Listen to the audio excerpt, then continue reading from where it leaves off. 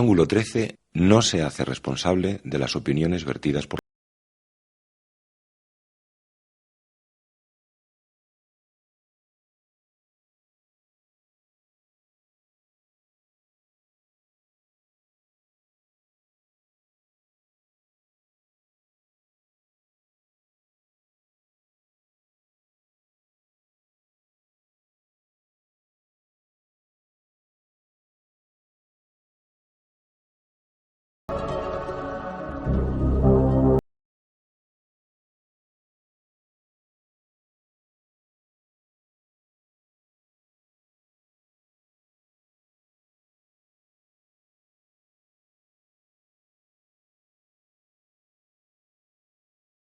han reiterado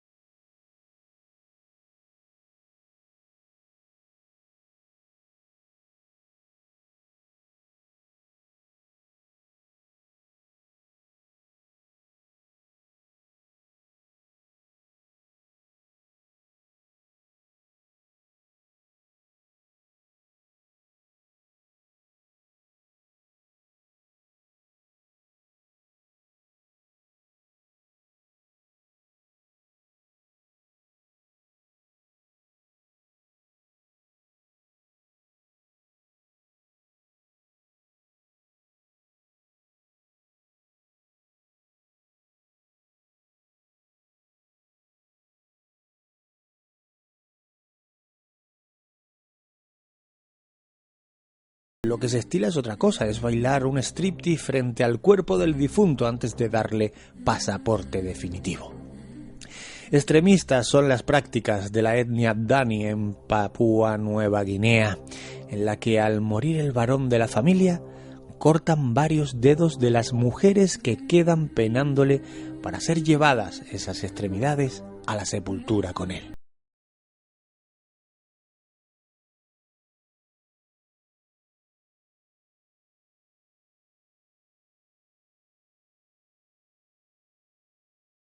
A Ángulo 13, programa 271, el sexto de la 9ª temporada. Esta noche nos adentramos en las calles de Cartagena en busca de sus grandes enigmas de la mano del divulgador Santi García. Y con Alfonso Trinidad conoceremos algunos detalles de la 35ª edición de Magic Internacional. ¿Te apuntas a esta aventura radiofónica? Pues venga, hala. Comenzamos. Ángulo 13, presentado y dirigido por Juanca Romero.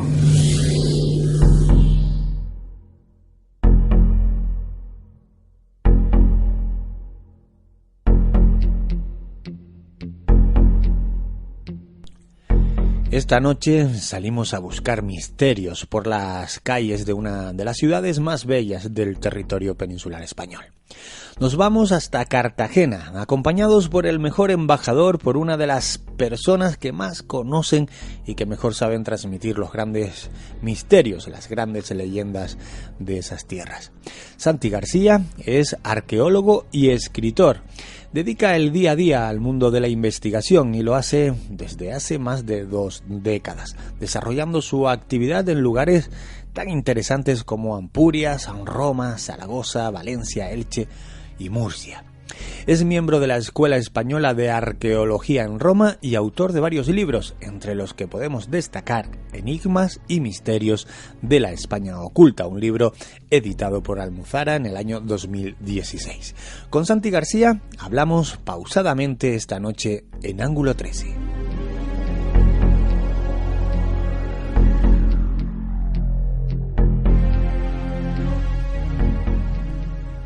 Buenas noches, Santi. Bienvenido al programa Ángulo 13. Muy buenas noches, Juanca Romero. Muy buenas noches y muchísimas gracias por invitarme a tu espectacular programa Ángulo 13. De verdad, para mí es todo un honor. Es cierto que las calles hablan y las de Cartagena en ocasiones incluso gritan. Ingredientes como la masonería y todo tipo de símbolos secretos también habitan en sus calles. Por supuesto que las calles hablan. Ya no solo las calles, las piedras que esas calles están construidas nos están gritando constantemente. Y como bien me comentas, en Cartagena no solo gritan, te exhortan. La masonería, por supuesto que sí. Cartagena tiene un pasado masónico desde los años 73 y 74. Que es cuando se produce la guerra, una sublevación cantonal, en donde prácticamente la ciudad queda destruida y que a consecuencia de eso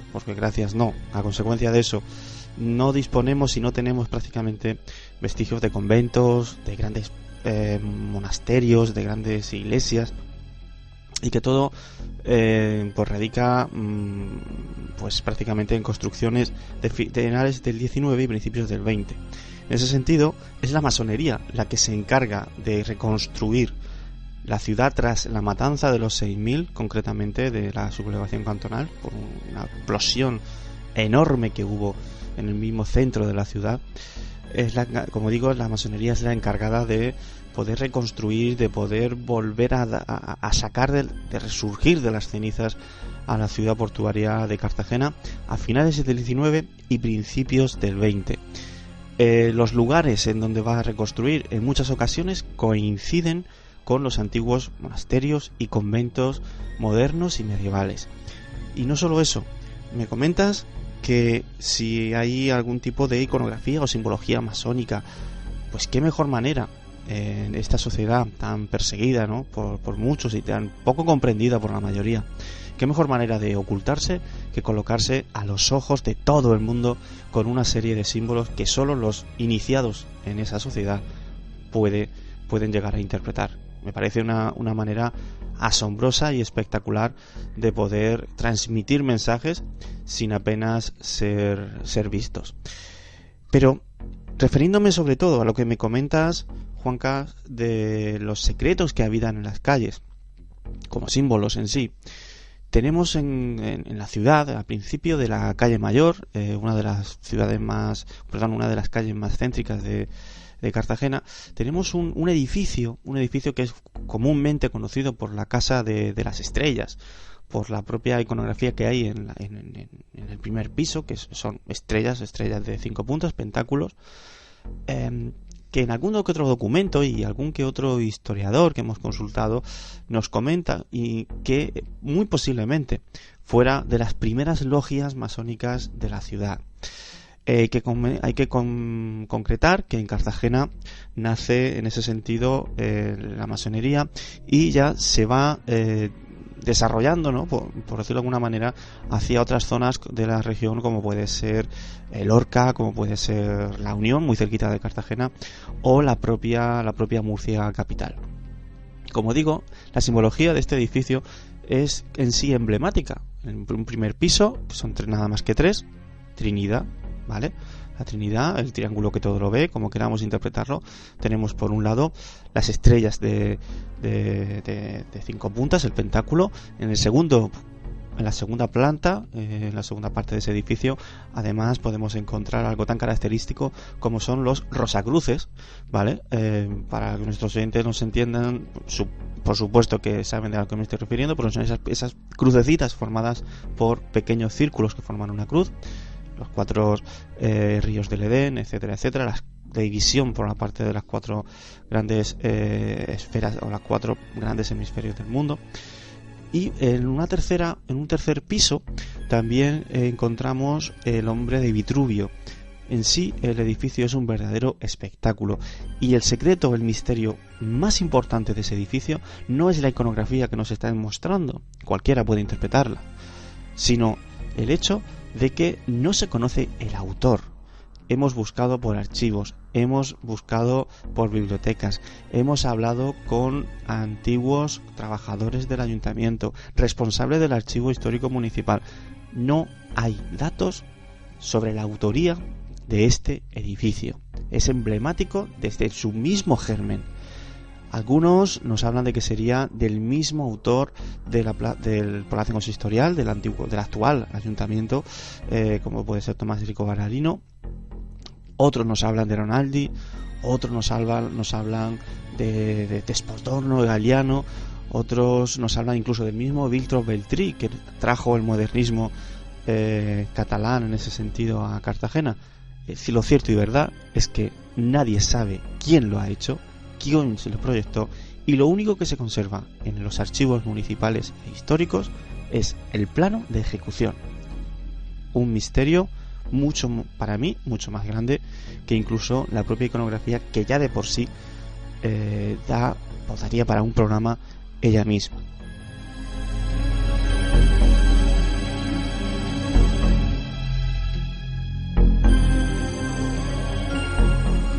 En alguna ocasión he escuchado una curiosa historia protagonizada por un fraile conocido como el Monje de San Diego. ¿Quién era este personaje?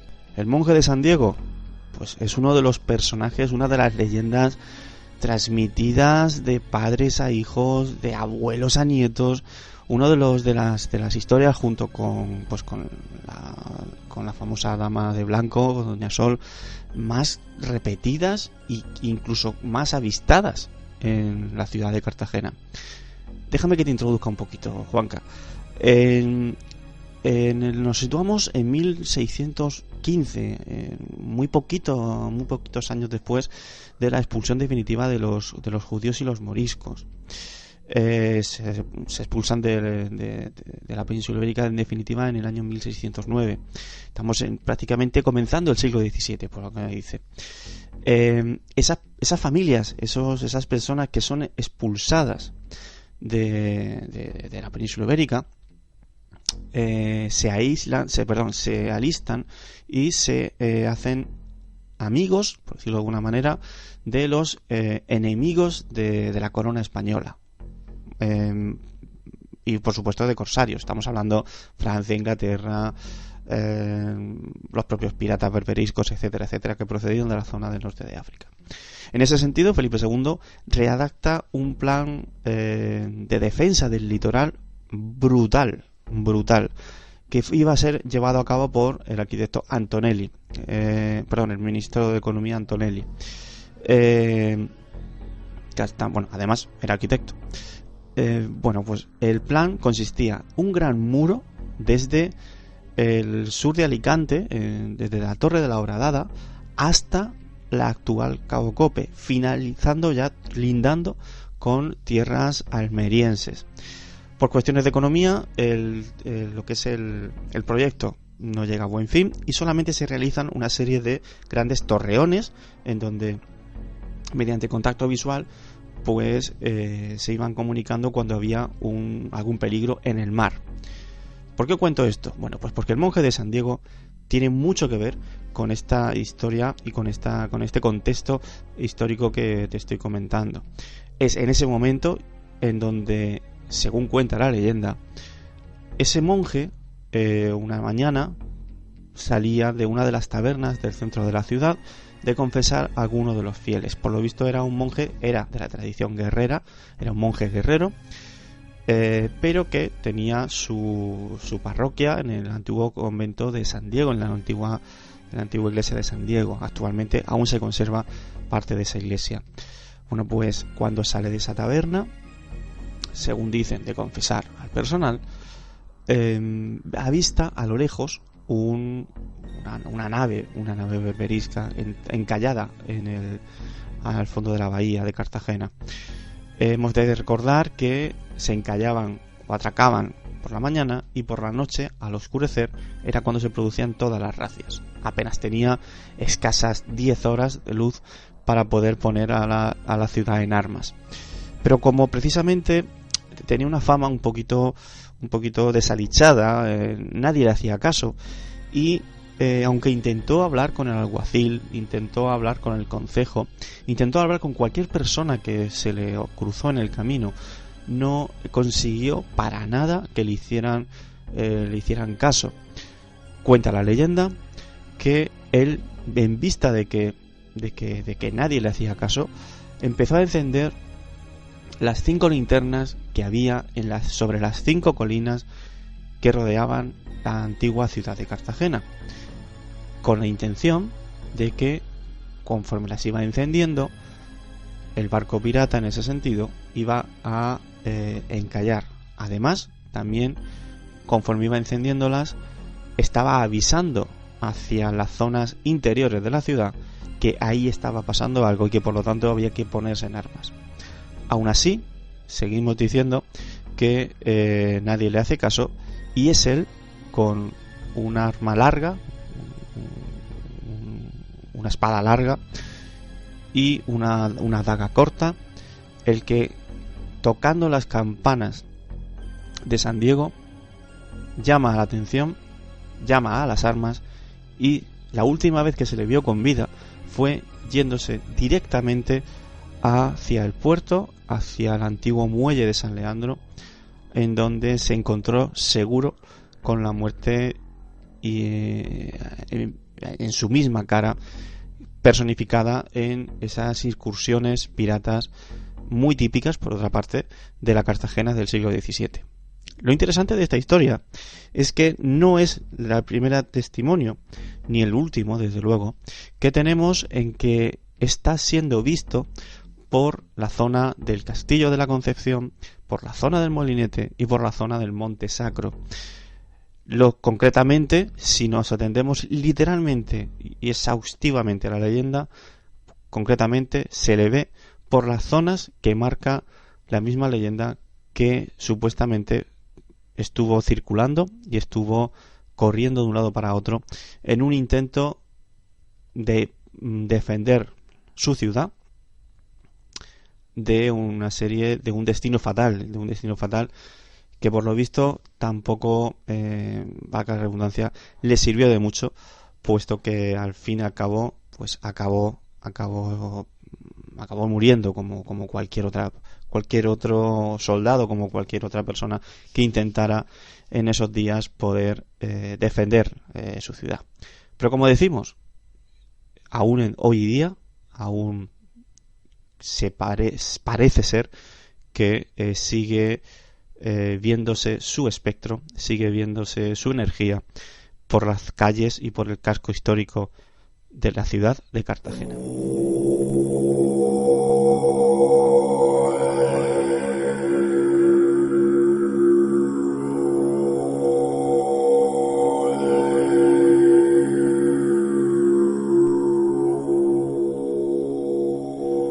No hay catedral que no tenga su crisol de misterios.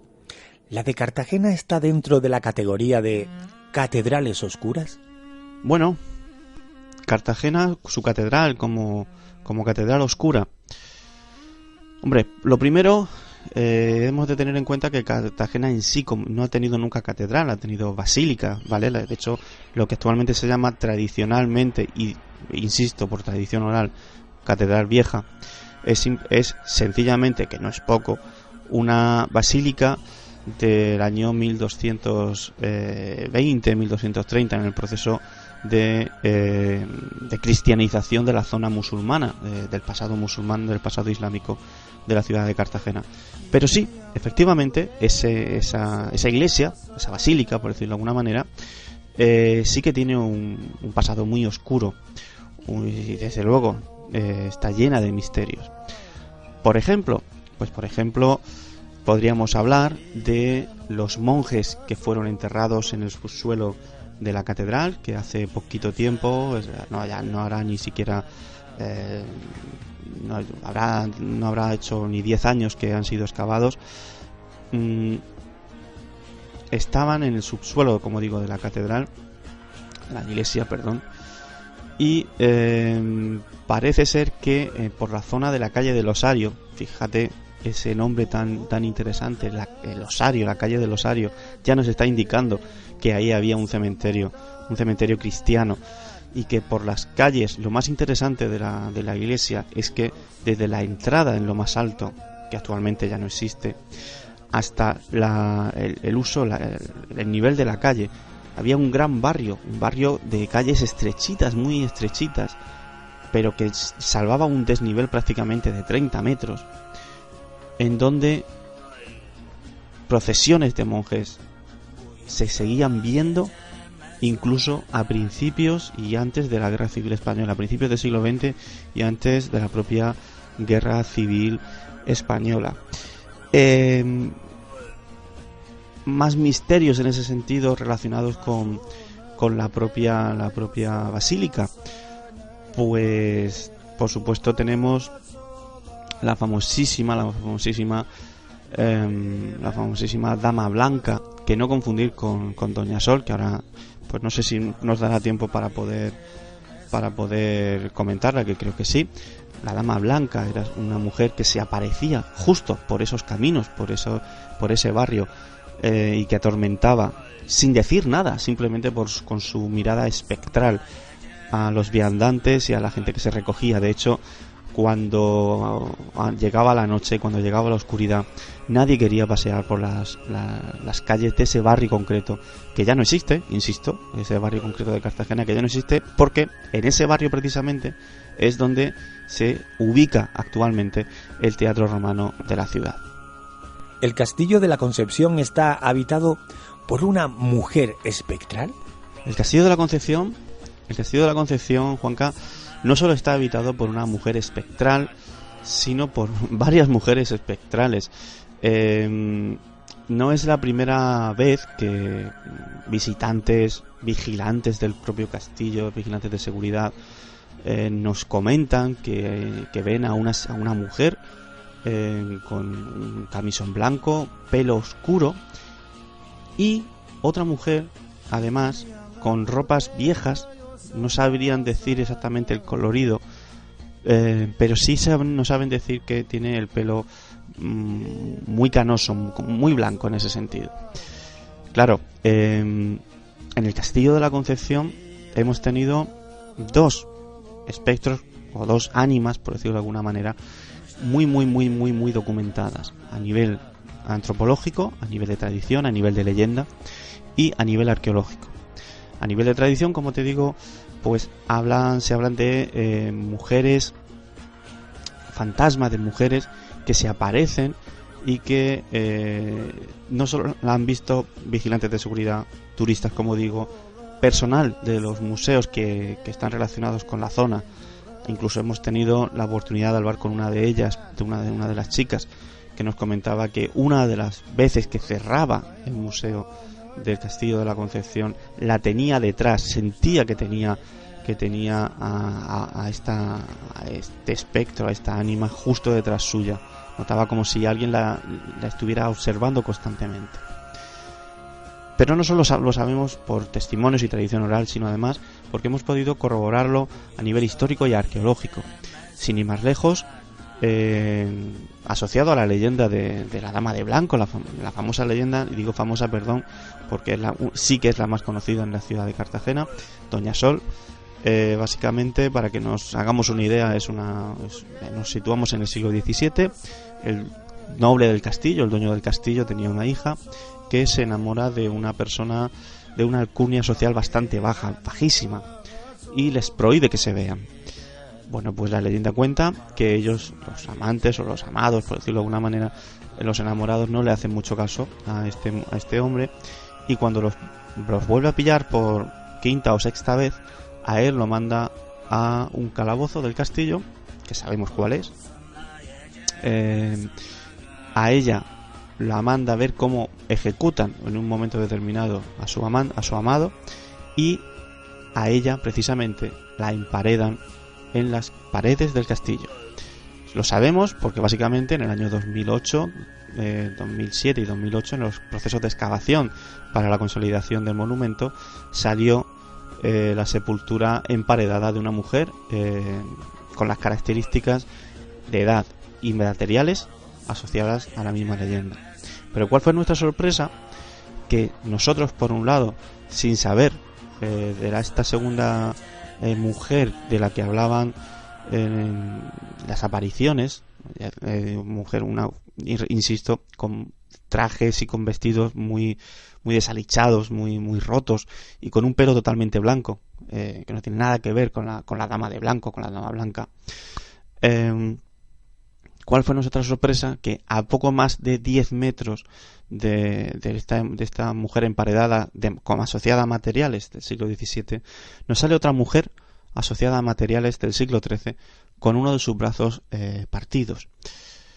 No quiere decir que este segundo caso que nos hablan los testimonios sea de esta mujer del siglo XIII, pero sí es curioso que más o menos por la descripción y por más o menos por la experiencia que nos están transmitiendo, parece ser que estemos hablando casi de la misma persona. Ciencias de frontera, enigmas, historia oculta,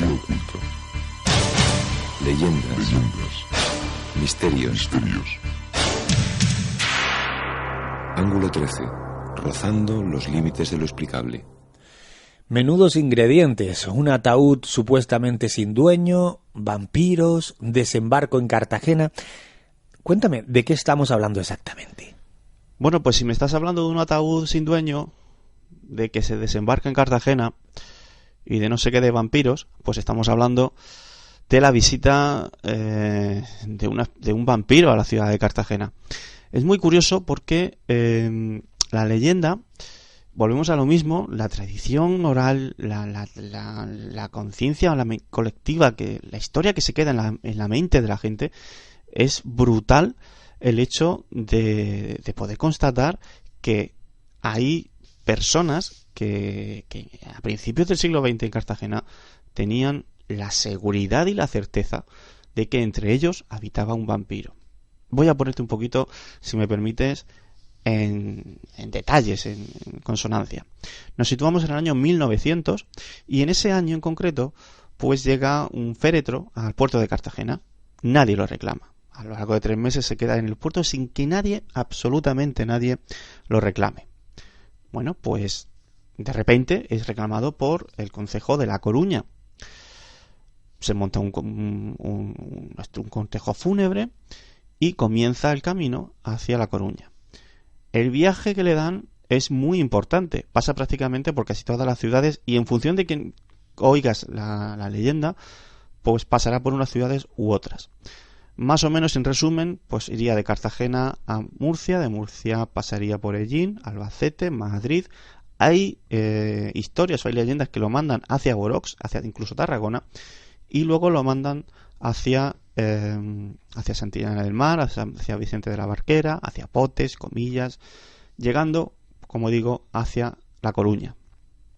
Y ahí se queda 6 meses, sin que nadie lo vuelva a reclamar. La leyenda vuelve a comentar que de repente, a los cabos de los 6 meses, lo vuelven a reclamar desde la región de Murcia, y cuando está entrando las noticias, la historia se bifurca hacia 2 lados. Por un lado, parece ser que está en el cementerio de Alhama, parece ser en un panteón de un noble serbio, que de donde procedía, parece ser, insisto. Y por otro lado, hay otra tradición que habla que está en una de las tumbas, de uno de los panteones en el cementerio de los Remedios de Cartagena, en donde la simbología que aparece, que es brutal, nos recuerda a unos símbolos o a una iconografía en donde, ¿cómo decirlo?, la persona no estaba o no había muerto, al menos de una manera cristiana, no habría muerto o santificado, no habría muerto, perdón por santificado, más bien estaríamos hablando que no habría muerto con los santos óleos, la extrema unción no se le habría dado. Y a una persona cristiana, o al menos en Cartagena, que no se le den los santos óleos, la extrema unción, es muy extraño, muy muy extraño. Prácticamente no tendría que ser de Cartagena, por decirlo de una manera, ni siquiera de la misma religión. Y esto nos lleva a pensar y a contrastar la propia leyenda, que habla a su vez de que allá donde pasaba una noche ese cortejo, allá había muertes por desangramiento, muertes desangradas, entre 4 y 5 muertes por ciudad. También habla la leyenda que uno de los trabajadores de ese cortejo por la noche abre el féretro y lo ve vacío. De ahí nace la leyenda del vampiro de Cartagena. Claro, nos podemos quedar en esa leyenda, pero ¿y si rascamos un poquito en la historia, que es lo que hemos hecho nosotros, nos damos cuenta que hay cartas, hay documentación entre ambos concejos, entre La Coruña y Cartagena, donde unos les dice, mándame el féretro, Cartagena le responde a Coruña, ya te lo he mandado, etcétera, etcétera, etcétera. Lo que no se ha podido constatar en ese sentido son tantas muertes. Sí que se habla alguna noticia, hay alguna noticia, alguna crónica de algún periódico que sí coincide el día en el que estaba el cortejo más o menos por esa zona, alguna muerte en concreto, por ejemplo en Ellín. Pero no hay constancia suficiente como para poder decirlo con una gran seguridad en ese sentido. Pero insisto, en Cartagena hay personas que creían que entre ellos existía un vampiro. De hecho, aunque no podemos corroborarlo de momento, sí que sabemos que en algunos de los enterramientos, tanto del cementerio de los Remedios como en el cementerio de San Antón, hay algún enterramiento con el rito para matar a un vampiro. Si podemos, que va a ser muy complicado, pues intentaremos corroborarlo por nuestros propios medios. Al menos las noticias nos llevan hasta este punto.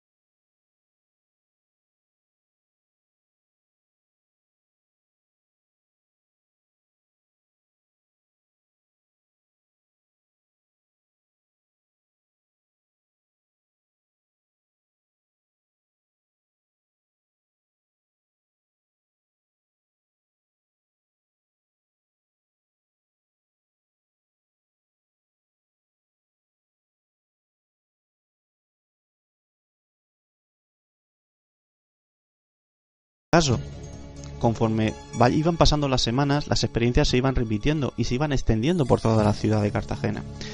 Fue muy curioso comprobar cómo había este tipo de experiencias véase niños, incluso un poquito con... la gente describía personas incluso más adultas, por la zona de la calle del Ángel, por la zona de Torreciega, por la zona de la Morería Baja. Claro, en los momentos donde se producen esos avistamientos, estamos hablando a lo mejor de los años 2000, 2001, 2002, prácticamente las noticias y los testimonios eran muy a cuentagotas y también, entre comillas, y entiéndenme bien, con muy poquita credibilidad. Pero las personas, cuando tú te sentabas delante de ellas, te contaban exactamente lo mismo sin haber tenido conocimiento ni constancia de esta noticia, porque esta noticia se desarrolla, o esta leyenda o esta historia del niño de la toga se desarrolla desde que el Cuarto Milenio se interesa allá por el año 2014 por su historia. Y te estoy hablando de hace casi una década antes, que ya la gente estaba hablando de este tipo de experiencias. Es muy interesante que todas las calles que te he comentado, Juanca, corresponden a cementerios de época clásica en la propia ciudad de Cartagena. Que mucha gente, cuando comento esto con otras personas, dice, pero ¿cómo es posible que se vean niños de época clásica? ¿Cómo son romanos? ¿Cómo es posible? Bueno, pues es que en este sentido Cartagena está sobre varios cementerios de esa época, ¿vale? También es interesante comprobar que en este sentido la historia, la arqueología y el misterio se dan la mano, porque cuando ves tantos testimonios de la misma manera, con personas que no tienen conexión alguna, ni siquiera se conocen, empiezas a buscar. Y empiezas a buscar en lo primero que sabes, que es lo que más controlas. Bueno, en mi caso, la documentación arqueológica. Empiezo a buscar y efectivamente, pues localizo varias tumbas entre la zona que la compañera había comentado que el niño había desaparecido. Y eureka, en una de esas tumbas hay una tumba infantil. De hecho, los restos óseos de ese niño están actualmente en los fondos del Museo Arqueológico Municipal. La tumba está abierta, por supuesto. Pero es más, en la zona de exposición del propio museo hay una lápida epigráfica dedicada y consagrada a los dioses manes sobre un niño en concreto que se llamaba Lucio Firmo. Insisto, Lucio Firmo, de 7 años, que obviamente le dedican pues que la tierra le sea leve. Ese hecho, esa lápida, con esa tumba en concreto que se ha documentado, con esos huesos que están en el propio museo y con todas las experiencias y todos los testimonios que tenemos recogidos a lo largo de todos estos años, nos hacen ver y nos hacen comprobar cómo la leyenda del niño de la toga no es solo una leyenda, sino que es una verdadera realidad.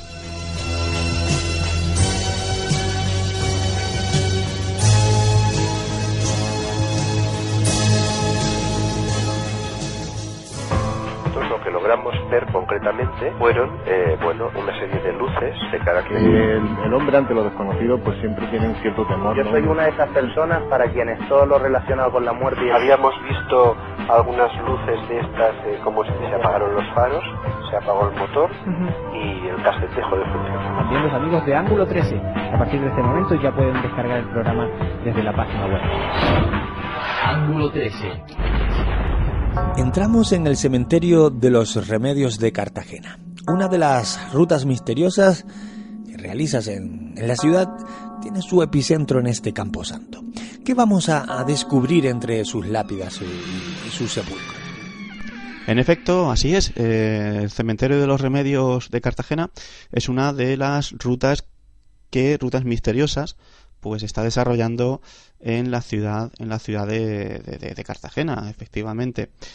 ¿Qué es lo que vamos a encontrar? Bueno, pues en muchas ocasiones, obviamente, como todo cementerio, tiene su parte oscura, tiene su parte misteriosa y tiene una serie de leyendas que enriquecen muchísimo lo que es la propia visita, pues desde la petición a las ánimas negras del purgatorio, la protección de los arcángeles, puesto que hay zonas, las más antiguas sobre todo, que se sobresalen del circuito o los caminos o de los viales principales del propio cementerio.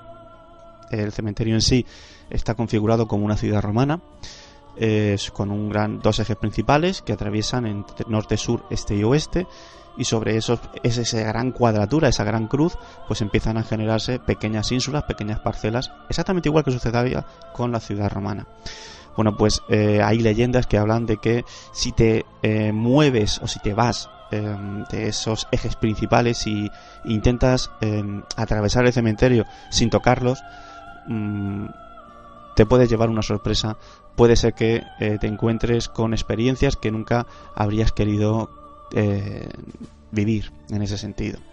Estoy hablando pues de almas de niños, de gente caída en la guerra, que todavía hay personas que hablan de que escuchan ruido de tiros en el cementerio. Hubo fusilamientos en la guerra civil en ambos bandos, hacia ambos bandos. Conocemos a la primera persona que fue enterrada en el cementerio de los Remedios. El caso de Juana Carrillo es muy característico, porque parece ser que se la sigue viendo en nuestros días. Pero independientemente y aparte de todas estas historias, estas leyendas de misterio, también vamos a poder corroborar el mensaje que las familias, o mejor dicho, el mensaje que los panteones nos están transmitiendo. Desconozco si es el único caso y por lo tanto no voy a decirlo de una manera tan certera, pero estoy seguro que es de los poquitos cementerios en donde hay más mensajes de vida que de muerte. Y en efecto, el cementerio de los Remedios de Cartagena, desde el mismo instante que atraviesas el umbral de su puerta, te habla de vida, de resurrección y de tránsito. Exactamente igual que sucedía en época egipcia con el famoso Senet, o exactamente igual que sucedía en época romana, cuando se consideraba que la muerte no era el final, simplemente era un traslado hacia otra dimensión donde tú vas a desarrollar tu vida exactamente igual que la estabas haciendo en tu vida terrenal, solo que en este caso siempre que pagues al barquero en tu vida eterna, por ese sentido.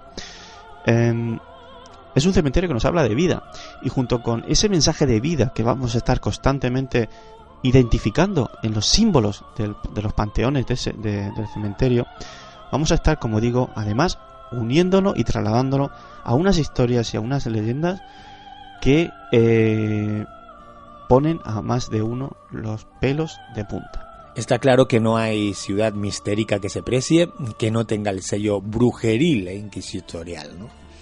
¿Puede presumir Cartagena de ser poseedora de pasajes históricos de este tipo? Por supuesto, Cartagena tiene un pasado de brujería e inquisición como cualquier otra. Pues te estoy hablando, por ejemplo, el caso que ahora mismo se me viene a la mente, el caso de María Matoces y Siscar, que fue acusada de mantener cópulas con diablos. Estoy hablando, por ejemplo, de los criptojudíos que fueron acusados de herejía en el siglo XVIII. Te estoy hablando, por ejemplo, también, pues, por ejemplo, de un interrogatorio que se hizo en el campo de Cartagena, que por lo visto se le fue de las manos y que acabaron matando a todas las mujeres que eran acusadas de brujería y emparedándolas en las casas de ese caserío, que actualmente estamos investigando sobre eso y que prácticamente lo tenemos localizado el caserío de que habla esta leyenda tan espectacular, y que, bueno, en cierta manera, pues así también lo trasladamos en la propia ruta de Cartagena oculta sobre la propia brujería e inquisición. Pero es más, Cartagena tiene un pasado, insisto, clásico, en donde hemos localizado ritos mágicos que están muy relacionados con hechizos y embrujos que en el siglo III a.C. sanaban y eran considerados un vestigio de los dioses, pero que en el siglo XV y XVI ese mismo rito, conjuro, por decirlo de alguna manera, era considerado un acto de herejía y por lo tanto era perseguido por la propia Inquisición. Por esa parte unimos magia, hechicería y brujería con la propia Inquisición. Sí.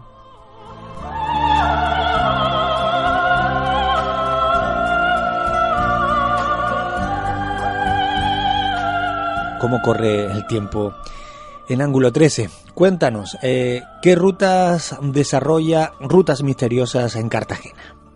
Pues Rutas Misteriosas, independientemente, está en Cartagena desde hace muy poquito tiempo.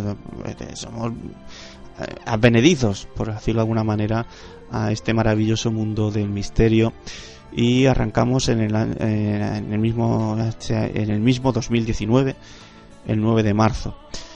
Las experiencias que están en Cartagena ahora mismo disponibles, pues tenemos Cartagena Misteriosa, sobre fantasmas, leyendas, misterios, la ruta que, entre otras cosas, la más aclamada en ese sentido por los propios visitantes y por las propias personas que la han podido experimentar, donde tenemos más de una sorpresa preparada para la gente que quiere atreverse a realizarla, ¿no? Por supuesto, hay muchísimos casos de apariciones, casas encantadas, casas incluso con leyendas bastante negras sobre males de ojo que en su interior, y ritos de protección, etcétera, etcétera, etcétera.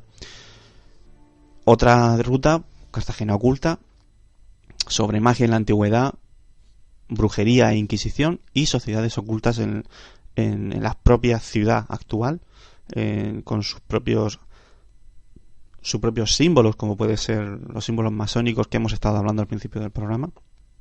Y por supuesto, pues Noche de Misterio en el Cementerio de los Remedios, que para mí es una de las rutas, una de las experiencias más apasionantes y más espectaculares, por el entorno, por el lugar y por lo que contamos en la propia ruta, que hace que la gente entre pensando una cosa y salga con una mentalidad totalmente distinta.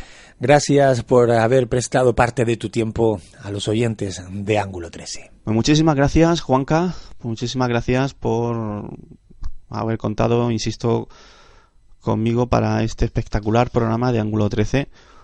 Permíteme que mande un saludo a tus oyentes y un abrazo fortísimo a tu persona por esta gran labor de comunicación, divulgación que realizas cada semana. De verdad, insisto, muchísimas gracias. Un abrazo.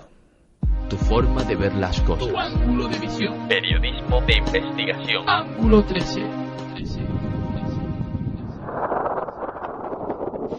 Rutas Misteriosas es la primera red de rutas de misterio de España, y ahora puedes disfrutar de esta experiencia única en la isla de Tenerife.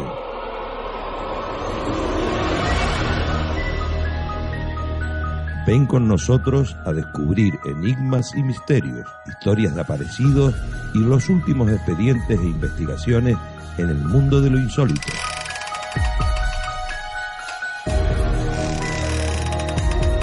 Sorpréndete en Santa Cruz Tenebrosa. Vive el misterio en primera persona, acompañado por el comunicador y escritor Juanca Romero. Incluye videoproyecciones y psicofonía. Reserva ya tu plaza en rutasmisteriosas.es o a través del teléfono WhatsApp 634-221-984. Rutas Misteriosas. Vívelo, que no te lo cuenten.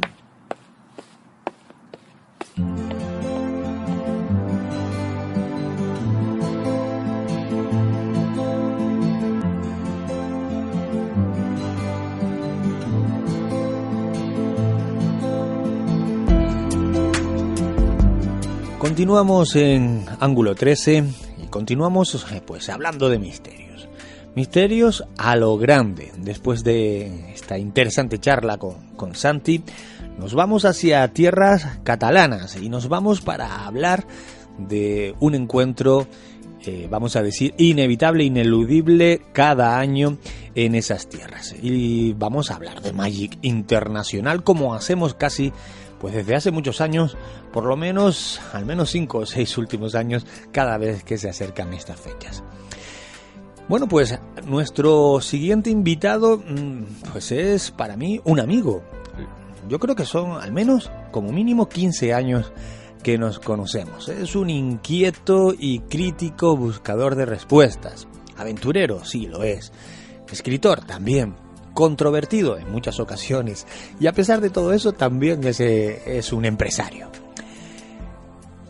Es el director de Magic Internacional en las últimas ediciones, ya van siendo unas cuantas, después de que, y esto es una opinión personal, gracias a Dios, el ínclito señor Sebastián Darbó haya puesto la patita a un lado y haya dejado que las cosas evolucionen y que la divulgación y la difusión de estas temáticas abra sus miras al siglo XXI. Bueno, pues el actual director de Magic Internacional es Alfonso Trinidad, con quien vamos a hablar esta noche, aquí, en el tiempo de radio Ángulo 13.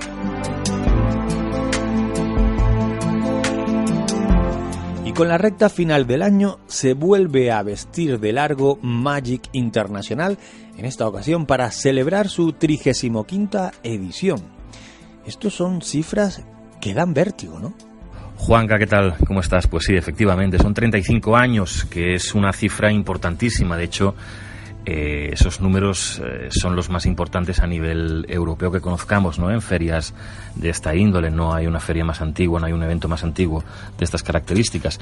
Y a pesar de que nosotros llevamos 5 años únicamente al frente de la feria, pues refleja un poquito pues el interés que hay realmente sobre ella, ¿no? Si no, no llevaría esos 35 años. Un evento en el que intentamos compaginar temas, ya lo sabéis, como el esoterismo, como la nueva espiritualidad, el misterio, ciencia de vanguardia, incluso en algunas ocasiones, terapias naturales, bueno, todo aquello que se escapa un poco al conocimiento convencional. Y bueno, la verdad es que creemos que lo estamos consiguiendo, si no, no seríamos capaces cada año de seguir ahí al pie del cañón. Debo decirlo públicamente, en esta edición hay ponentes de primerísimo nivel. ¿Se podría entender una feria como Magic Internacional sin la presencia de expertos en estas temáticas? Mira, Juanca, de hecho es la filosofía de Magic, ¿no? Lo que nos diferencia a lo mejor de otros eventos. La idea es que ten en cuenta que hablamos de que pasan entre 20 y 25.000 personas en un fin de semana, y eso solo es posible si lo que les estás dando tiene un cierto nivel. Estamos hablando de stands, estamos hablando de diferentes temáticas, pero si eso no estuviera complementado con una oferta intelectual, con una oferta de cultura importante, yo creo que ese número sería diferente, ¿no? Y cada año tratamos de esforzarnos en traer a los mejores en su campo. Tú lo decías, este año, por ejemplo, pues el doctor Antonio Piñero, ¿no? O posiblemente la persona que más y mejor conoce todo lo relativo al cristianismo aquí en España. Pero es que tenemos a muchos más. Vuelve a estar Marilyn Rosner, que es conocida a nivel mundial, ya lo sabes. Tenemos a Raymond Samsó, tenemos... luego habrá un debate, una mesa redonda, precisamente, con 3 personajes muy diferentes. Hemos hablado de Antonio Piñero y lo acompañarán el periodista Carlos Mesa y el escritor e historiador Óscar Fábrega, que bueno, yo creo que le darán un matiz interesantísimo a ese debate sobre la figura del Jesús, ya no tanto del Jesús de la Biblia, sino del Jesús histórico, ¿no? Hasta qué punto o hasta qué nivel tuvo una existencia física y cómo afectó realmente a su época, ¿no? Yo creo que eso es uno de los momentos imperdibles, como lo es obviamente cada año pues los diferentes patrocinadores que tenemos. Este año con Diana Gahan, con los amigos Encarna Sánchez y Daniel Rodés de la Escuela Lemat, de la Escuela Internacional del Tarot de Marsella, y la plataforma Astrocentro de Huengo, que también estarán pues explicándonos un poquito cada uno desde su disciplina. Por ejemplo, hemos recuperado a alguien que hace muchos años que no venía, que es Vicente Casaña, ese astrólogo prácticamente número 1 en nuestro país, ¿no? que tiene ese anuario que es referencia en la astrología en nuestro país también. Pero muchas otras cosas. Por ejemplo, este año hemos innovado con una ruta que haremos el viernes por la tarde-noche con Carlos Mesa, una ruta de la masonería, podríamos decirlo, porque llevaremos a la gente, a aquellos que se apunten, hasta el Ayuntamiento de Hospitalet de Llobregat, que precisamente esconde algunos de esos símbolos que Carlos nos explicará el porqué, y eso lo hará también por anticipado en una charla, en una ponencia privada, precisamente para aquellos que vayan a la ruta, donde hará una breve explicación de lo que es la masonería, de sus orígenes y de realmente lo que quiere decir ser masón y la masonería actualmente. Y después pues haremos esa ruta para reconocer esos símbolos en la fachada e incluso en el interior del Ayuntamiento del Hospitalet de Llobregat. Y como eso, pues mucho más, 8 masterclass, que eso lo hemos innovado. El año pasado fue la primera vez y este año pues las hemos duplicado, con 8 ponentes de lujo, en el cual eso ya sí que es una iniciativa privada, digamos, de aquellos que quieran hacerlo aparte de participar en Magic Internacional. Lo pagarán aparte, pero tendrán casi en exclusiva para ellos durante 2 horas a uno de sus ponentes, como puede ser Marilyn Rosner, Diana Dahan, Sergio Lexese. Pues los tendremos, Marilyn Rosner también, como te decía, la posibilidad de tener en un grupo muy reducido de 40-50 personas poder beber de su sabiduría, ¿no? 2 talleres también, uno sobre la bola de cristal, que nos hará el maestro José Luis Nuac, y María del Mar Tor pues nos explicará cómo detectar fenómenos paranormales a través del tarot. Pero es que aparte de eso, tenemos una zona de actividades en el centro de lo que sería la feria, abierta a todo el público, aparte de los 2 auditorios, donde en los 3 días vamos a hacer más de 50 actividades más cortitas, de 20-25 minutos, de muchas temáticas diferentes, en las cuales la gente podrá ver desde una danza ritual del Perú hasta una percepción en directo.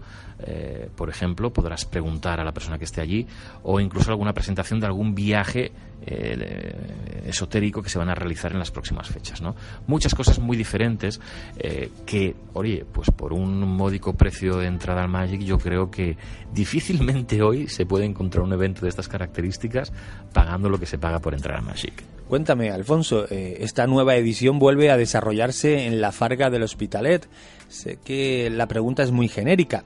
¿Qué vamos a encontrar los asistentes, aunque algunas cosas ya nos has adelantado? ¿Qué vamos a encontrar en esta nueva edición? Pues casi que te he contestado ya a lo que me preguntas ahora, ¿no? Casi me he lanzado con lo que te decía antes.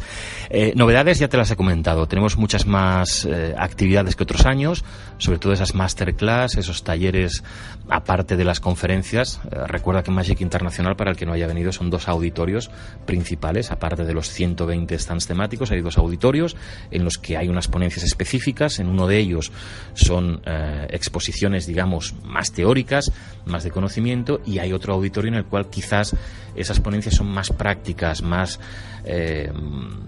para que la gente se lleve algún conocimiento que pueda luego poner en práctica en su casa. Pero es que aparte de eso, es lo que te decía, estas son actividades con más de 50 actividades lúdicas, y tendremos pues esas masterclass que te decía. Esas son las novedades principales, aparte de la ruta que te comentaba, que sacaremos el Magic de fuera de las instalaciones de la Farga. Y la intención, pues como siempre, es hacer algo diferente y algo nuevo cada año, para que la gente que es habitual pues encuentre pues algo original y que pueda disfrutar de cosas diferentes, a pesar de que también te digo que hay mucha gente que cuando viene a Magic precisamente lo que quiere es encontrárselo de cada año. Les encanta ver en el puestecito a la señora que siempre le compran las plantas medicinales, o se van a echarse el tarot a la señora que también va, o pues contrata un curso con alguno de los centros donde estamos, ¿no? Y luego pues hay los que vienen, aparte de todo eso, para comerse una fantástica crepe en la food truck que tenemos, entre otras cosas.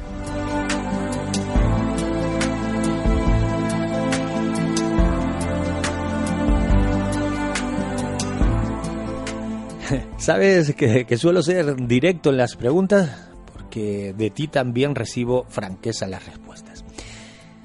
¿Qué pinta el padre Apeles, el televisivo padre Apeles, el polémico padre Apeles en Magic Internacional? Juanca, ya lo sé que eres directo, si no, a veces con preguntas un poquito complicadas. Hombre, esta no es tan complicada.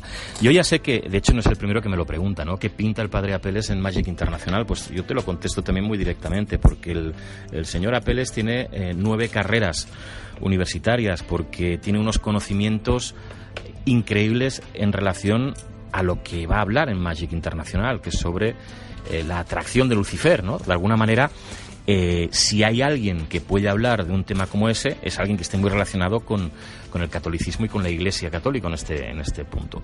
Y el padre Apeles, que es una persona que durante muchos años estuvo en el candelero por muchos motivos, hace mucho tiempo que no salía en los medios de comunicación y, bueno, después de una conversación a él le apetecía de alguna forma estar en un evento de estas características y plantear una cuestión que él creía que era atractiva de cara a la gente que habitualmente visita el Magic. Y nosotros, pues, sinceramente pensamos que puede ser una iniciativa. Además, un tema ya quizás más personal. Yo siempre he tenido una forma de hacer las cosas a nivel periodístico que creo que debería ser así, y todo el mundo, y tú y yo creo que lo hemos hablado en alguna ocasión, y es que todo el mundo tiene derecho a hablar. Es decir, cuando nosotros en los programas de radio, en las revistas, nos dicen, uy, fulanito que es muy malo, o este no tiene ni idea, o tal. Oye, todo el mundo tiene derecho a tener una oportunidad y a escucharle, ¿no? Entonces, no es el caso del padre Apeles, pero sí que es cierto que habrá gente que piense que el padre Apeles viene pues un poco a poner en ridículo a los demás que creen en estas cosas, y yo lo único que puedo decir es que la gente se va a llevar una sorpresa, que venga, que lo escuche, que lo vea. Oye, y si después de todo eso realmente sigue pensando que qué pintaba el padre Apeles en el Magic, pues nosotros cogeremos buena nota y cambiaremos. Pero si en una feria como Magic no arriesgamos a hacer cosas nuevas, no vale la pena, la verdad. Conferencias, actividades, talleres, masterclass y un abanico de stand realmente amplio. ¿Podrías dibujarnos el esquema de cómo ha evolucionado Magic Internacional en estos últimos años? Mira, Juanca, de hecho es la filosofía de Magic, ¿no? Lo que nos diferencia a lo mejor de otros eventos. La idea es que ten en cuenta que hablamos de que pasan entre 20 y 25.000 personas en un fin de semana, y eso solo es posible si lo que les estás dando tiene un cierto nivel. Estamos hablando de stands, estamos hablando de diferentes temáticas, pero si eso no estuviera complementado con una oferta intelectual, con una oferta de cultura importante, yo creo que ese número sería diferente, ¿no? Y cada año tratamos de esforzarnos en traer a los mejores en su campo. Tú lo decías, este año, por ejemplo, pues el doctor Antonio Piñero, ¿no? O posiblemente la persona que más y mejor conoce todo lo relativo al cristianismo aquí en España. Pero es que tenemos a muchos más. Vuelve a estar Marilyn Rosner, que es conocida a nivel mundial, ya lo sabes. Tenemos a Raymond Samsó, tenemos... luego habrá un debate, una mesa redonda, precisamente, con tres personajes muy diferentes. Hemos hablado de Antonio Piñero y lo acompañarán el periodista Carlos Mesa y el escritor e historiador Óscar Fábrega, que bueno, yo creo que le darán un matiz interesantísimo a ese debate sobre la figura del Jesús, ya no tanto del Jesús de la Biblia, sino del Jesús histórico, ¿no? Hasta qué punto o hasta qué nivel tuvo una existencia física y cómo afectó realmente a su época, ¿no? Yo creo que eso es uno de los momentos imperdibles, como lo es obviamente cada año pues los diferentes patrocinadores que tenemos. Este año con Diana Dahan, con los amigos Encarna Sánchez y Daniel Rodés de la Escuela Lemat, de la Escuela Internacional del Tarot de Marsella, y la plataforma Astrocentro de Huengo, que también estarán pues explicándonos un poquito cada uno desde su disciplina. Por ejemplo, hemos recuperado a alguien que hace muchos años que no venía, que es Vicente Casaña, ese astrólogo prácticamente número uno en nuestro país, ¿no? que tiene ese anuario que es referencia en la astrología en nuestro país también. Pero muchas otras cosas. Por ejemplo, este año hemos innovado con una ruta que haremos el viernes por la tarde-noche con Carlos Mesa, una ruta de la masonería, podríamos decirlo, porque llevaremos a la gente, a aquellos que se apunten, hasta el Ayuntamiento de Hospitalet de Llobregat, que precisamente esconde algunos de esos símbolos que Carlos nos explicará el porqué, y eso lo hará también por anticipado en una charla, en una ponencia privada, precisamente para aquellos que vayan a la ruta, donde hará una breve explicación de lo que es la masonería, de sus orígenes y de realmente lo que quiere decir ser masón y la masonería actualmente. Y después pues haremos esa ruta para reconocer esos símbolos en la fachada e incluso en el interior del Ayuntamiento del Hospitalet de Llobregat. Y como eso, pues mucho más, 8 masterclass, que eso lo hemos innovado. El año pasado fue la primera vez y este año pues las hemos duplicado, con 8 8 ponentes de lujo, en el cual eso ya sí que es una iniciativa privada, digamos, de aquellos que quieran hacerlo aparte de participar en Magic Internacional. Lo pagarán aparte, pero tendrán casi en exclusiva para ellos durante 2 horas a uno de esos ponentes, como puede ser Marilyn Rosner, Diana Dahan, Sergio Lexese. Pues los tendremos, Marilyn Rosner también, como te decía, la posibilidad de tener en un grupo muy reducido de 40-50 personas poder beber de su sabiduría, ¿no?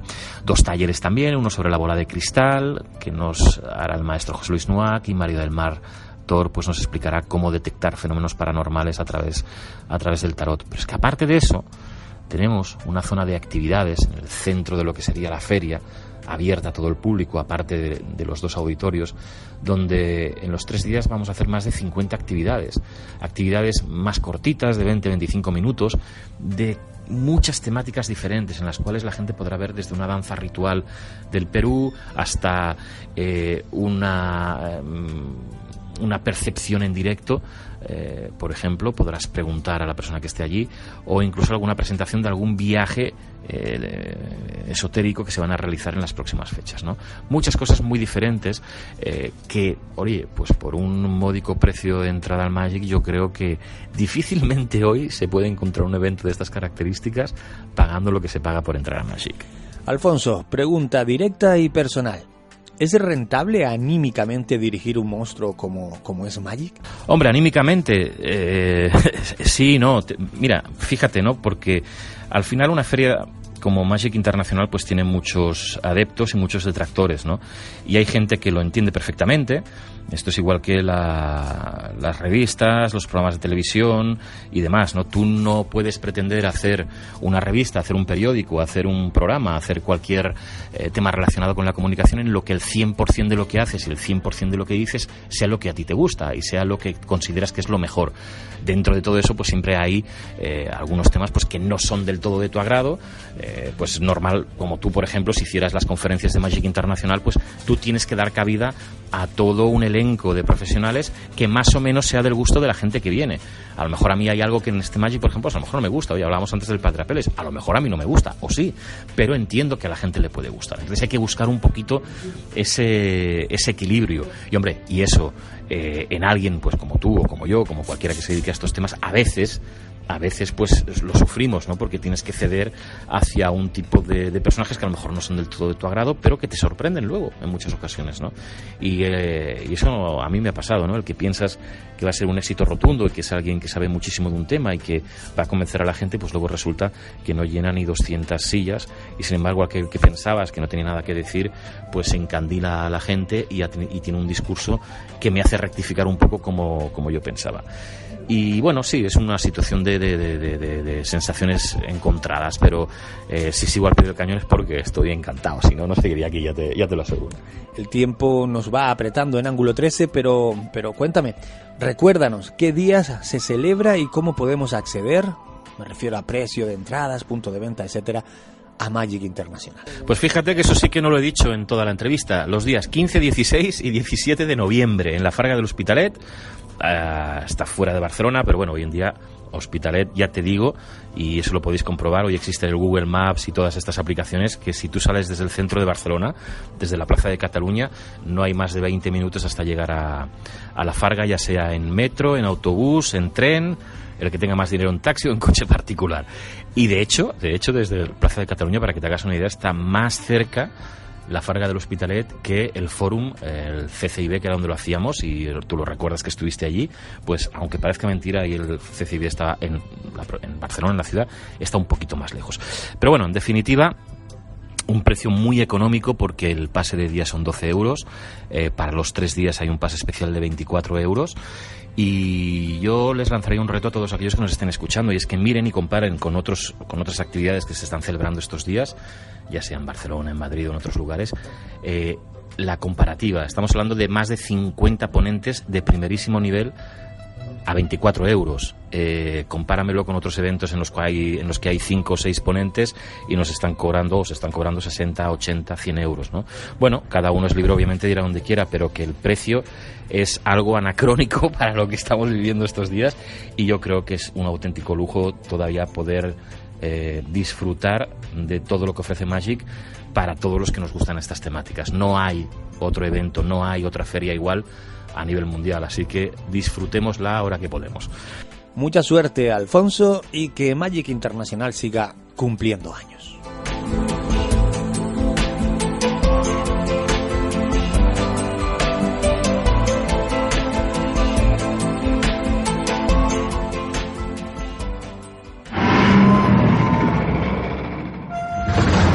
Ángulo 13. Un recorrido por la divulgación de fronteras. Con Juanca Romero.